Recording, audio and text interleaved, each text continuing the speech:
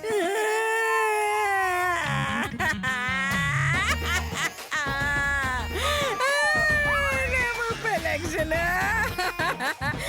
30 లక్షలు.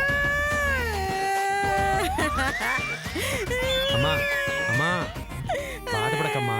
ఆ పేడకి ఈ రోజు కాకపోతే రేపైనా మంచి రేట్ వస్తుంది, మనకి లాభం వస్తుంది. ఆ 30 లక్షలు మళ్ళీ మనకి తిరిగి వచ్చేస్తాయమ్మా. అమ్మా మాట్లాడవేంటమ్మా?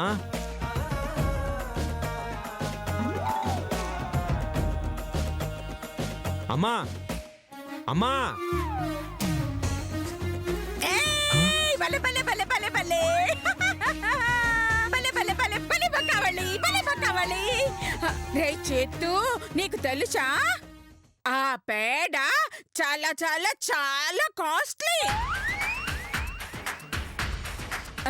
అది అమ్మితే మనకు కోట్లు కోట్లు వస్తాయి.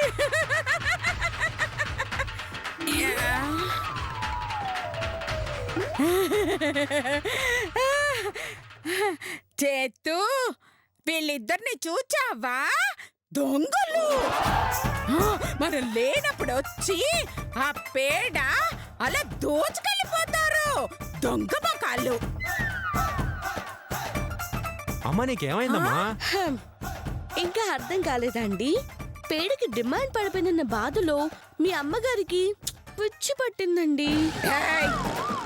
ఎవరికే ఎవరికే పిచ్చి?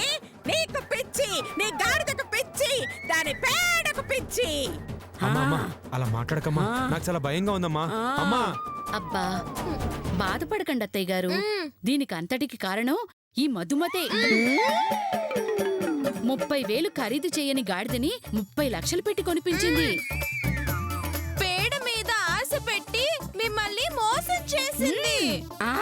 అవును.